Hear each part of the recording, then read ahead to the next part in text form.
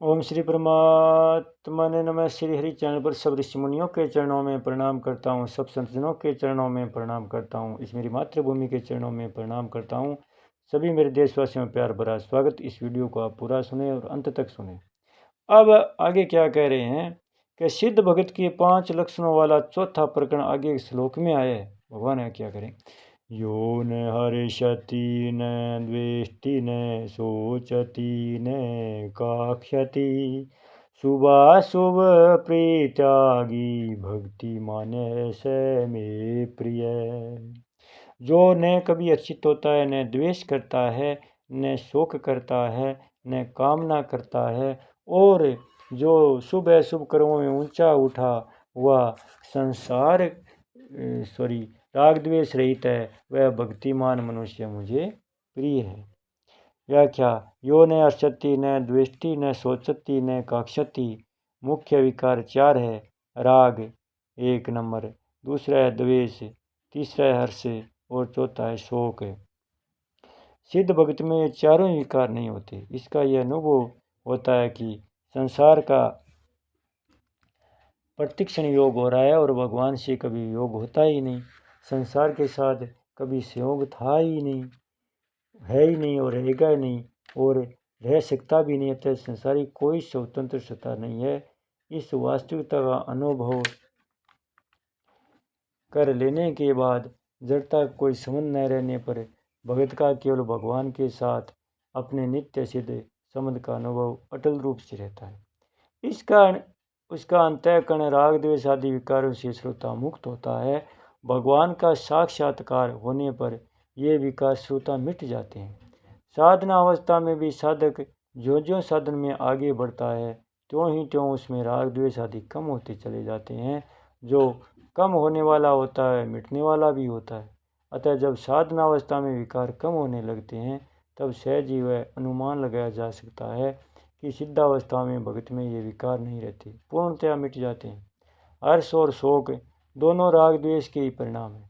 जिसके प्रति राग होता है उसके संयोग से और जिसके प्रति द्वेष होता है उसके वियोग से हर्ष होता है। इसके विपरीत जिसके प्रति राग होता है उसके वियोग या वियोग की आशंका से और जिसके प्रति द्वेष होता है उसके संयोग या संयोग की आशंका से शोक होता है। सिद्ध भगत में राग द्वेष का अत्यंत भाव होने से स्वतः एक साम्यावस्था निरंतर रहती है, इसलिए वह विकारों से श्रोता रहित होता है। जैसे रात्रि के समय अंधकार में दीपक जलाने की कामना होती है, दीपक जलाने से हर्ष होता है, दीपक बुझाने के प्रति द्वेष या क्रोध होता है और पुनः दीपक कैसे जले ऐसी चिंता होती है। रात्रि होने से ये चारों बातें होती है, परंतु मध्याह्न का सूर्य तपता हो तो दीपक जलाने की कामना नहीं होती, दीपक जलाने से हर्ष नहीं होता, दीपक बुझाने वाले प्रति द्वेष या क्रोध नहीं होता और अंधेरा न होने से प्रकाश के अभाव की चिंता भी नहीं होती। इसी प्रकार भगवान से विमुख और संसार के सम्मुख होने से शरीर निर्वाह और सुख के लिए अनुकूल पदार्थ परिस्थिति आदि के मिलने की कामना होती है। इनके मिलने पर हर्ष होता है, इनकी प्राप्ति में बाधा पहुंचाने के प्रति द्वेष या क्रोध होता है और इनके न मिलने पर कैसे मिले ऐसी चिंता होती है। परंतु जिसको मध्याह्न का सूर्य की तरह भगवत प्राप्ति हो गई उसमें विकार कभी नहीं रहते, वह पूर्ण काम हो जाता है।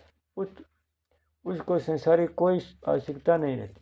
शुभाशुभ परित्यागो। शुभाशुभ परित्यागी ममता आसक्ति और फलेच्छा रहित होकर ही शुभ कर्म करने के कारण भगत के कर्म अकर्म हो जाते हैं। इसलिए भगत को शुभ कर्मों का भी त्यागी कहा गया। राग द्वेष का श्रोता अभाव होने के कारण उसे अशुभ कर्म होते ही नहीं।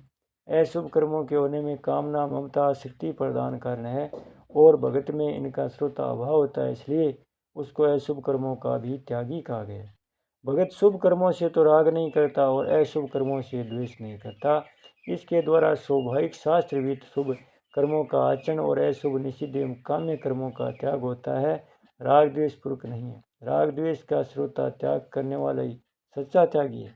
मनुष्य को कर्म नहीं बांधते, प्रत्युत कर्मों में राग द्वेष ही बांधते हैं। भगत के संपूर्ण कर्म राग द्वेष सहित होते हैं, इसलिए वह शुभाशुभ संपूर्ण कर्मों का परित्यागी है। शुभाशुभ परित्यागी पद का अर्थ शुभ और अशुभ कर्मों के फल का त्यागी भी लिया जा सकता है, परंतु इसी श्लोक में पूर्वार्ध में आई न हर्षति न द्वेष्टि न शोचति न काक्षति।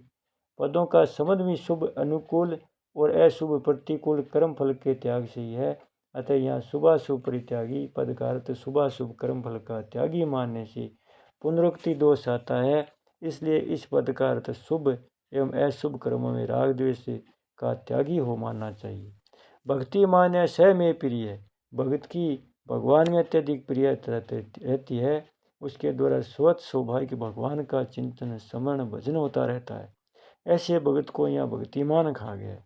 भगत का भगवान में अन्य प्रेम होता है, इसलिए वह भगवान को प्रिय होता है। परिशिष्ट भाव है कि हर्ष हर्षति और शोक शोचति, राग काक्षति और द्वेष दृष्टि ये द्वंद है। भगत में कोई द्वंद नहीं रहता, यह निर्द्वंद होता है। नारद भक्ति सूत्र में आया है, यत प्राप्य न किंचित् वाजति न शोचति न द्वेष्टि न रम्यति नोत्साही भवति। जिस भक्ति के प्राप्त होने पर भगत न तो किसी वस्तु की इच्छा करता है, न शोक करता है, न द्वेष करता है, न किसी वस्तु में आसक्त होता है और न उसे किसी वस्तु की प्राप्ति में उत्साह और हर्ष होता है। बोलिए श्री कृष्णचंद्र भगवान की जय हो, भक्त और भगवान की जय हो, सत्य सनातन धर्म की जय हो। ओम श्री परमात्मने नमः। श्री हरि चैनल पर सब ऋषि मुनियों के चरणों में प्रणाम करता हूँ, सब संतजनों के चरणों में प्रणाम करता हूँ, इस मेरी मातृभूमि के चरणों में प्रणाम करता हूँ। सभी मेरे देशवासियों में प्यार भरा स्वागत। इस वीडियो को आप पूरा सुने और अंत तक सुने। अब